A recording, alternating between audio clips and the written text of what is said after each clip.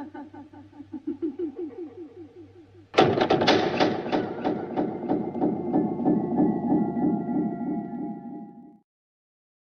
episode from the life of Sherlock Holmes will be transmitted to our men and women overseas by shortwave and through the worldwide facilities of the Armed Forces Radio Service. Petri Wine brings you Basil Rathbone and Nigel Bruce in the new adventures of Sherlock Holmes.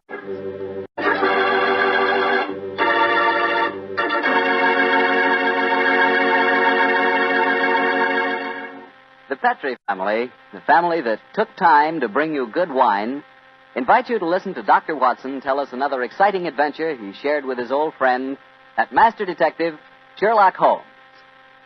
Well, this is it, New Year's Eve. And I wish you could be here with us this evening so we could toast each other with a glass of Petri California port.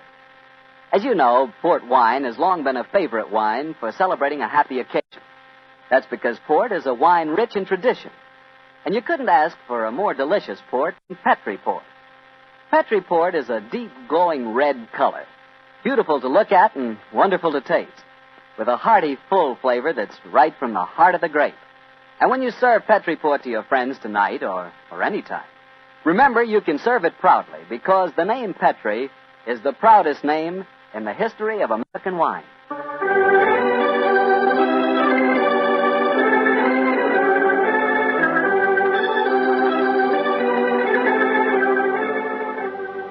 And now I'm sure Dr. Watson's waiting for us, so let's drop in and see him. Good evening, Doctor. Good evening, Mr. Bartell. Draw up your usual chair. Thank you. That's it. Well, did you enjoy the Christmas holidays? Well, I've had a whale of a time, thank you, but I don't think I can face a turkey or a mince pie for at least another year. How about you, Doctor? Oh, I had a very pleasant week, too, my boy. Parties, visitors, and a flattering number of Christmas messages to be answered. Oh, say, you got a new pipe. Is that a Christmas present? Yes, new pipe, new tobacco pouch, and a pound of my favorite tobacco. All of them sent to me from London by an old client and a friend of mine, Sir Ian Dunbar. An old client, huh? Well, do you mean he was one of your patients, or was he someone that you and the great Sherlock Holmes helped? The latter, Mr. Bartell. As a matter of fact, it was receiving this gift that reminded me of the story I've decided to tell you tonight. A story in which Sir Ian Dunbar played a prominent part. And how did it begin? The day before New Year's Eve in 1899, Sherlock Holmes and I sat in opposite corners of a first-class railway carriage. We sped towards Edinburgh in the Flying Scotsman. What took you and Sherlock Holmes up there, Doctor? It started off as a holiday visit, Mr. Bartell. My old friend Sir Walter Dunbar had asked Holmes and me to spend a few days with him at Dunbar Castle, about 20 miles outside Edinburgh. After we left King's Cross Station, Holmes, his sharp, eager face framed in his deerstalking cap, dipped into the bundle of fresh papers which he'd brought with him. We left Bedford far behind us before he thrust the last one of them under the seat, leaned across, and offered me his cigar.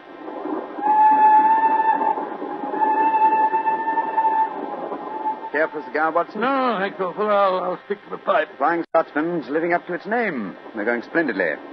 Our present rate is 53.5 miles an hour. Oh, I hadn't noticed the quarter-mile post. Nor have I, but the telegraph posts on this line are 60 yards apart. With the aid of a watch, the calculation is a simple one.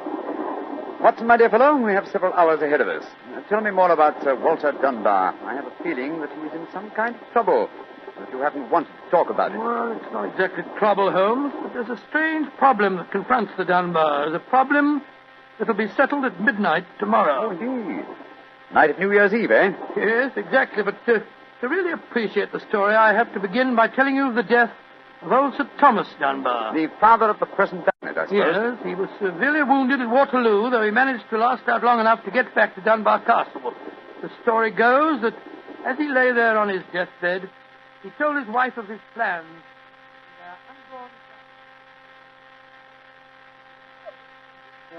Dinner grave, lass. I fetched the baronetcy home from Waterloo. What if I fetched the mortal wound as well? Oh, hush, lass. I'm not afraid to die. All that niggles me is that I shall never see the child you bear. The Sir Walter Scott no coming yet. Jenny, he visit the deathbed of his old friend. Who's there? Is that you, Sandy Murdoch? Aye, Thomas. It's me. Aye. I'm leaving an unborn son behind me when I die. Now, I don't trust women or children or banks for that matter. put the best part of my wealth in gold in the big iron box you'll find under the bed. The money's there. Aye, and something else for a rainy day. You have to keep that box in trust for me, Sandy.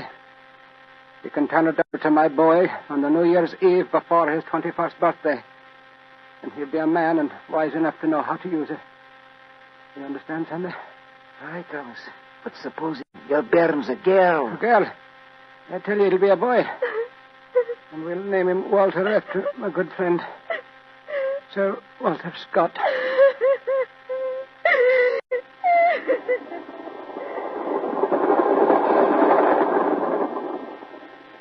Very interesting story, Watson. And that child, of course, is the gentleman we are going to see now, Sir Walter Dunbar. Exactly. And the first baronet was a friend of Sir Walter Scott, while his son conversed of your acquaintance. Why, it's a family singularly rich in literary friendships. That's not very funny, Holmes. To continue, I suppose you can guess what happened. Sir Thomas carefully drew up a document to specify the New Year's Eve before the baronet's 21st birthday. And the poor child was born on February 29th.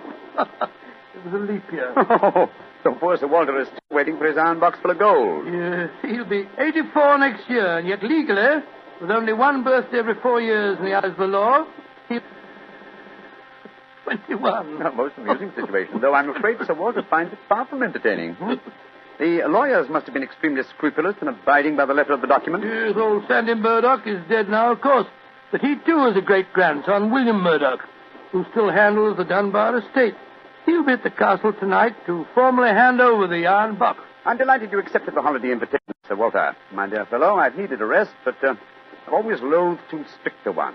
This situation may pose a nice little problem for me. Problem? Yes, I'm reasonably certain that the aged Sir Walter Dunbar will not get his iron box full of gold on this New Year's Eve either. But we shall see, old fellow. We shall see.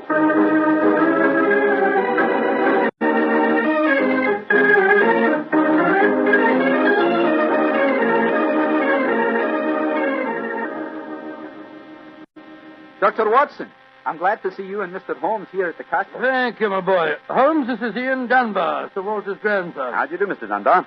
I'm very proud to meet you, Mr. Holmes. I've heard a lot about you. Our grandfather will be down in a few moments. Let's go into the library, shall we?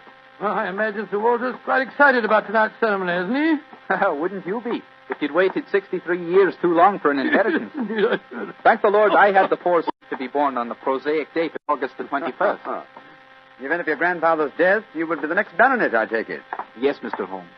You see, my father was killed 2 months ago at Mafeking. Yes, I read about it in the papers, my boy. I'm very sorry. Thank you, Doctor. The opening of the box isn't going to be the only ceremony at midnight. Dorothy and I are announcing our engagement. Dorothy? Dorothy Small. She and her father are staying here, too. My congratulations. Yes, indeed, Ian. Indeed, mine, too. Thank you. It's been quite a battle with her father, though. He's a businessman and isn't impressed with titles when they aren't accompanied by a suitable income. But when we told him about the inheritance, he relented and gave his consent. Here's Dorothy now. Dorothy, darling, I want you to meet 2 friends of mine, Mr. Sherlock Holmes and Dr. Watson. How do you do? Now, how do you do, Miss Small? How are you, my dear? From what this young man's been telling us, I gather that congratulations are in order. Thank you. I finally persuaded Father that Ian would make a worthy son-in-law. For a while, I was afraid we'd have to elope to Gretna Green, live in a cottage on bread and cheese and law, but brave the parental wrath, just as they do in the storybooks. Oh, Sir Walter, there you are. Watson, my dear boy. How are you? And this must be your friend Sherlock Holmes. How do you do, Sir Walter? Very well for a young nipper who'll be 21 at midnight. Gentlemen, may I introduce Mr. Herbert Small? How do you do? How do you do, sir? I believe that we have to congratulate you on the engagement of your daughter. That was supposed to remain a secret until midnight. The Dunbar box was finally opened. Didn't be grouchy, Herbert. The children are in love, and I'm going to settle money on Ian. And it's New Year's Eve. Let's enter into the spirit of the occasion. Bring out the glasses, Ian. I've had some bottles of my special pride put out. It's the finest port in Scotland. The cream of Dunbar. Aye. My father laid the first bottle down the year before I was born. And a drink of the brew will surely warm the cockers of your heart. My mouth's watering already, Sir Walter. When is this lawyer fellow, young Murdoch, getting here? Oh, any moment, Herbert. As soon as he arrives, we'll have dinner, then we'll be ready for the evening ceremony. He's bringing the famous iron box with him, Sir Walter? If he doesn't, he won't get any dinner, Holmes. Ian, pass the glasses around, my boy. Ah, here you are, Murdoch. Good evening, Sir Walter. Oh, you've got the box with you, I see. Now the party's complete. Oh, let me introduce you. Miss Small, her father, Mr. Small, my grandson Ian, you know. Mr. Sherlock Holmes, Dr. Watson. How do you do, sir? I'm sorry I'm late, Sir Walter. My train was delayed. Oh, that's all right, Murdoch. You're here, and you brought the box. That's all that matters. Ian, give our young lawyer a drink. Here, I'll help you pour it. I must say that this is rather exciting, Holmes, the famous iron box with its inheritance of gold. Yes, and from the size of the box, at a rough guess, I should estimate its cubic content in gold at around 5,000 pounds. Not a vast sum, perhaps, to a businessman like Mr. Small, but a windfall to an impecunious Scottish baronet. Yes, I suppose it is. A strong young man, Mr. Murdoch. How do you mean strong, Holmes? A box that size, full of golden sovereigns, would weigh a considerable amount. And yet the lawyer carried it single-handed. Now that we're all assembled, I'm going to propose a toast. Though it's still some hours off yet, let's drink to the new year. It means a lot to some of us. To 1900. 1900. We should toast more than just 1900, Sir Walter. We should drink to the new century that's about to begin. Good idea, Dorothy. Oh, I'm afraid that wouldn't be quite appropriate, Miss Small. To be accurate, the 20th century won't begin until January the 1st, 1901, and not 1900. Of course. That's it. Dorothy, I'm afraid your wedding can't take place for some time yet. Father, what are you talking about? I read an article in The Guardian the other day that said just the same thing as you, Dr. Watson. And what's more, it said something even more important. It said that 1900 is not a leap year. Oh, rubbish. Leap year comes every 4 years. There was one in 1896. Then obviously 1900 is one. I think Mr. Small may be right. What do you say, Mr. Holmes? Do you know? Well, I hope no one would bring up this point, but it's the little problem I referred to on the train, my dear Watson. Yes, I remember. Holmes, for heaven's sake, answer. Is 1900 a leap year or no? I'm afraid it's not, Sir Walter. No? Because of a slight imbalance that would otherwise be produced in the calendar. Of the even century years, only those divisible by 400 are leap years. In other words, 1600 was a leap year, the year 2000 will be a leap year, but 1800 and 1900 are not leap years. Then you have no birthday next year, Sir Walter, and I'm afraid I can't open the box tonight. And the Dunbars won't get their inheritance. And you, my dear, don't marry for a few more years. I won't allow you to marry a pauper. Mr. Holmes, are you sure of your facts? I'm very much afraid that I am, young man. Oh, this is terrible. I can't stand any more. No, don't take it too badly, Sir Walter. Here, drink this. That's it. After all, you only have to wait another 4 years. Another 4 years? At my age, young man, at my age. Oh, no. I shall never live that long. Aye, what is it, Angus? Dinner is prepared, Sir Walter. You can serve it as soon as you're ready, sir.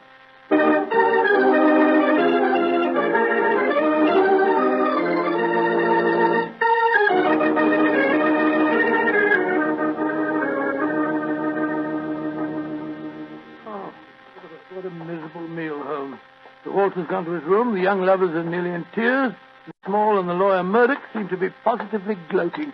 Yes, a most exciting atmosphere in which to welcome the new year. But let us, at least, make the best of it. I think I'll go and have a talk with Sir Walter. And you, my dear chap, why not try and cheer up the young folks? Some of your experiences in India may make them their minds off the trouble. Yes, quite an idea. I'll join you in the library. Call me if you want me, Holmes. Ah, there you are, my dears. Hello, Dr. Watson. All alone in front of the fire, eh? I'm afraid we're not in very good spirits, sir. Oh, nevertheless, I'll sit down here and join you, if you don't mind. Misery loves company, you know. So very kind, Doctor. Oh, not at all. I was just trying to persuade Ian to elope with me. But he's being most ungallant. He won't even consider it. How can I, darling? I've got under 200 pounds a year in my own right. How could we live on that? I was counting on money the grandfather was going to give us to get me started. Now, Miss Small, a little earlier you talked of Gretna Green and bread and cheese and love in a cottage. Yes, there's a lot to be said for it, you know. Well, to be said for it, yes, Doctor. But have you ever tried it? Not literally, my boy, but I may tell you that when Mary, my wife, and I were first married, I had very little money. In fact, my income was just about the sum that you mentioned. And we were very happy. Ah, but you have a profession, Doctor. Look at me. I've been trained for nothing except to be Laird of Dunbar Castle. I can't support a wife on tradition. But you're young, Ian. You can get some kind of position, I'm sure you Yes, can. of course. As a matter of fact, I think that... Holmes, what is it? What's wrong? There's devil's work afoot, Watson. Come with me, old fellow. And you, Mr. Dunbar. Mr. Holmes, what's happened? It's Sir Walter. I went to his room. It was in darkness, but in the moonlight I saw two figures struggling by the open casement. One of them was Sir Walter. As I entered, he disappeared from sight. His attacker had pushed him out of the window into the moat. How dreadful. The other man got away in the darkness. We must get lanterns and go out to the moat at once. Though I'm very much afraid, Mr. Dunbar, that your grandfather is beyond our help.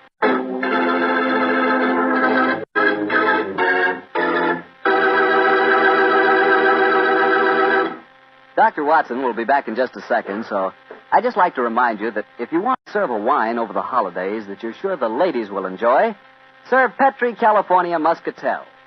Petri Muscatel is a golden wine with a wonderful flavor. The flavor of big, plump Muscat grapes. And you know what a flavor that is. I'm sure you'll find that Petri Muscatel is the favorite wine of all women, just as Petri Port is the favorite wine with men. And incidentally, if you're not sure which to get, Petri Muscatel or Petri Port, don't buy one, buy two. Get them both, and you'll be sure to please everyone. Now, to get back to our story, someone had pushed poor old Sir Walter out of his bedroom window and into the moat below. Isn't that right, Dr. Watson? Yes, Mr. Bartell. Of course, we grabbed lanterns as fast as we could and rushed outside, but it was a hopeless task. The water was 8 or 10 feet deep, and it seemed obvious that the elderly Sir Walter wouldn't have a chance of saving himself. But we searched on, the thicker, bobbing lanterns and the scurrying figures in the frosty moonlight, forming a weird, fantastic...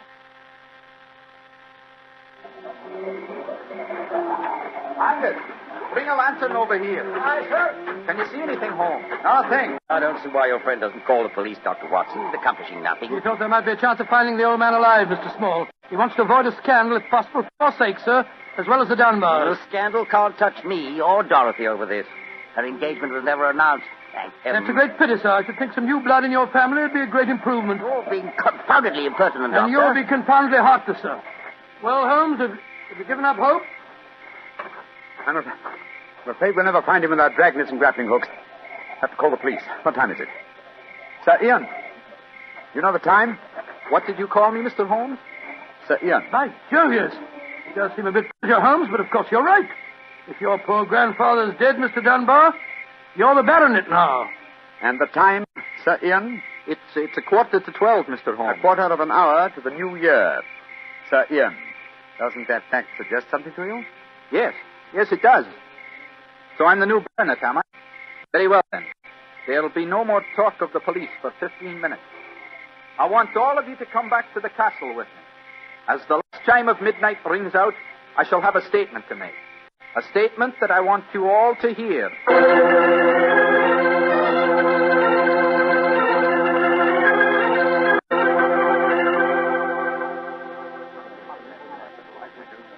What you brought us all back here for, Holmes? There's something very funny going on. I tell you, I don't like the look of it. And I, Watson, like the look of it very much. I wish you wouldn't be so dashed mysterious. What are you up to? You haven't taken a step yet towards finding the murderer. Have I? And I wonder what causes the beads of perspiration on Mr. Small's brow. Small? You mean that Small... And I wonder what causes the singular look of apprehension on the face of Murdoch, the young lawyer. You remember, of course, on my remarking how easily he carried the large iron box. Good Scott, yes. It took a strong man to throw Sir Walter out of the window. Watson, What? the new year is approaching. Ladies and gentlemen, in view of our recent tragedy, this is one New Year's Eve when none of us feels like song and jollity. But there still remains a ritual duty for me to perform. Mr. Murdoch, open the iron box, please. But I can't do that. It was only to be opened for your grandfather. No, Mr. Murdoch. The phrase was that it was to be opened on the New Year's Eve before the baronet's 21st birthday. I am now the baronet, and I shall be 21 next year on August 21st. Open the box, please, Mr. Murdoch. Ian, darling, how frightfully clever of you. Good lad. I hoped you'd think of it. Sir Ian. Murdoch, open that box. Very well, Sir Ian. But I'm afraid you're in for something of a shock. Great Scott, the box is empty. Except for a sheet of notepaper in the bottom. What's the meaning of this, Murdoch? Read that paper, Sir Ian, and you'll understand. I owe you 4,000 sovereigns. And it's signed Alexander Murdoch on behalf of Murdoch & Murdoch, lawyers. You'd better explain this. It's the family skeleton, Sir Ian. That notice signed by my great-grandfather, the one that witnessed the original deed concerning the box. As soon as Sir Walter was born on that February the 29th, my great-grandfather realized the money wouldn't have to be produced for 84 years. And so he stole it. He borrowed it. He always intended to pay it back, but he was never able to. When he died, he told my father of his secret, and my father in turn told me. We've always planned to put back the money, Sir Ian, but we've never been able to. This is daylight robbery. You should prosecute them, Ian. The firm's still in business. You can ruin them. You can sue them for every penny they have. Mr. Small, you've already shown a marked aversion to my family. I suggest you allow me to handle their affairs. Bravo, Ian. How dare you, Dorothy? Go to your room. No one's going to their room. No one's leaving here until the police arrive. I'm convinced that one of you murdered my grandfather tonight. And if you ask me, it's obvious who that someone is. Who, Dr. Watson? You, Mr. Murdoch. You came here planning to kill poor old Sir Walter because you never intended to open that box. You thought that your secret would die with him. That's a lie. I was going to tell him everything and then ask for time to pay the money. I didn't kill him. Of course he didn't. There's your murderer. You yourself, Ian. Father, what are you saying? I'm saying that Ian's the murderer. He saw that the box wasn't going to be open for another 4 years. He realized out the money couldn't marry Dorothy, so he killed his grandfather and then ordered the box open. You're trying to cover yourself. You pushed grandfather out of that window tonight. You thought that if he died, the box would never be opened. Dorothy couldn't marry me. You damn Gentlemen, please. Upon my soul, Holmes, you seem remarkably calm. Go on, dear Watson. I must say I'm absolutely fascinated by listening to three people accusing each other of murder, and each of them producing perfectly sound motives. It's a remarkable example of the dangers of reasoning from motive alone. We should profit by experience, Watson. Mr. Holmes, how can you be so calm? There's a murderer in this I room. suppose this game of charades is getting a little out of hand, Miss Small. Let's conclude it. You'd better come out now. That tapestry, it's moving. A happy new year to you all. Grandfather. Sir Walter, oh, am I seeing a ghost? Oh, Sir Walter, you're all right. Well, what kind of a game have you been playing? It's a funny game that Holmes and I invented. You might call it forcing the issue. I was determined to have the box open before the next 4 years were out, whilst I was still alive to look inside it. But the trickery of your family, Murdoch, has made me a very unhappy man. Sir Walter, I shall pay back the money in a few years. I swear I will. It'll be too late to do me any good, but I'll take care that Ian gets it. I've half a mind to prosecute you. Grandfather, the money isn't important now that you're all right. You were counting on it just the same, my boy, so that you could marry Dorothy. I know that. She'll never marry a pauper. I won't allow it. When I'm 21, you can't stop me, Father, and I am going to marry Ian. Be quiet. Sir Walter, it's a very unsavory business. I think that you owe us an explanation of your behavior tonight. You tell him, Holmes. I fancy a wee drop of cream of Dunbar. Watching you all search for my body in the moat has made me thirsty. The explanation is a very simple one, ladies and gentlemen. When you arrived here tonight, Mr. Murdoch, I knew from the way you handled the box that it could not contain the sum of gold, the supposed gold. And so you suspected fraud and devised a plan to force the opening of the box. Yes, and Sir Walter was an eager conspirator. Of course I was. Ian is 21 next August. Supposing I had died after he came of age, and before my next birthday, 4 years hence, the box would never have been opened. And so we invented the fake murder story. By the way, Ian, I must congratulate you for grasping the possibilities of the situation so speedily. If you hadn't demanded the opening of the box, the Murdoch secret might still be a secret. It's a clever plan, Holmes. It's too bad that it had to have such a miserable ending. I'm not sure that we have finished with the matter. Mr. Murdoch. Yes, Mr. Holmes? You say that your family took £4,000 from that box? Yes, Mr. Holmes. Curious. I would have sworn from its size that it would hold closer to 5,000. And in your account of the legend, Watson, you told me that Sir Thomas Dunbar stated on his deathbed that he had put something else in the box. Yes. Something for a rainy day, is that Yeah. it? Mm-hmm. Did the Murdochs find that extra something? No, Mr. Holmes. They found nothing but the gold. Oh, that's very odd. I think I'll take a closer look at that box if you don't mind. Since this seems to be a night of telling secrets, I think you might as well know, Father, that if you don't give your consent, I shall elope with him. Oh, bravo, my dear, bravo. No such thing. I admire your resolution, young lady, but I hardly think it will be necessary. What do you mean, Holmes? Permit me to show you all the treasure of the Dunbars. What have you found, Holmes? Something for a rainy day that old Sir Thomas spoke of. You see, since the cubic contents of the box obviously differed from my calculations, I deduced the existence of a false bottom. I was correct. And in that space, I found this. Oh, it's manuscript. Quite so, the manuscript of the book. Look at the title page and see the author's name. History of the Dunbar family. By Sir Walter Scott. I think, Sir Walter, that an original and unpublished manuscript by your distinguished namesake will prove worth several times the gold that is missing from that box. You've saved the day for us, Holmes, my boy. God bless you. Oh, Oh, this has been a stranger New Year than ever I knew. But it's turned out to be a bonny one, thanks to you, Holmes. Well, fill up your glasses. We're going to drink a toast to the New Year. Ah, Joe, yes, Sir Walter. This is really a happy occasion. Then let's complete it by singing the traditional song of the season, Auld Lang Syne. And in this case, when we sing, Should Old Acquaintance Be Forgot, I feel that in our hearts we should be thinking of Sir Walter Scott. He died over 60 years ago. He's made us all very happy here tonight. Should old acquaintance be forgot and never brought to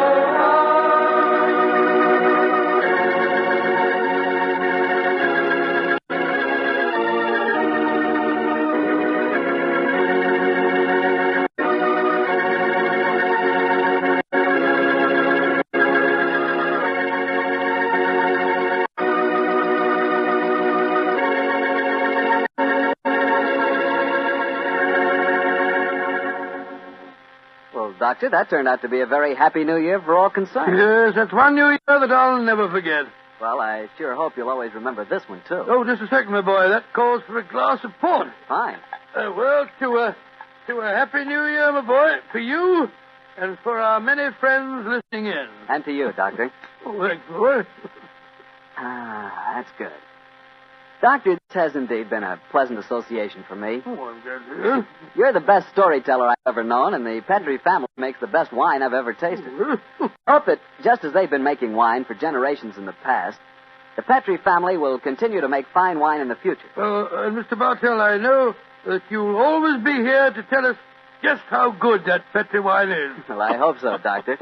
And I hope you'll always be right here beside me to tell another swell story about Mr. I hope Holmes. so, too, my boy. Oh, and incidentally, Doctor, what new adventure are you planning to tell us next week? Next week, Mr. Bartell, I'm going to tell you a weird story. It starts with a series of murders on Hampstead Heath and ends with a battle to the death in a burning waxworks. I call it the strange case of the murderer in wax. Tonight's Sherlock Holmes adventure was written by Dennis Green and Anthony Boucher and was suggested by an incident in the Sir Arthur Conan Doyle story, The Silver Blaze. Music is by Dean Fossler. Mr. Rathbone appears through the courtesy of Metro-Goldwyn-Mayer, and Mr. Bruce through the courtesy of Universal Pictures, where they are now starring in the Sherlock Holmes series.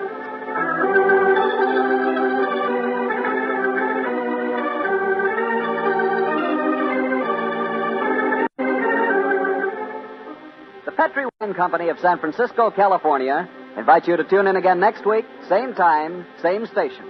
Sherlock Holmes comes to you from our Hollywood studio.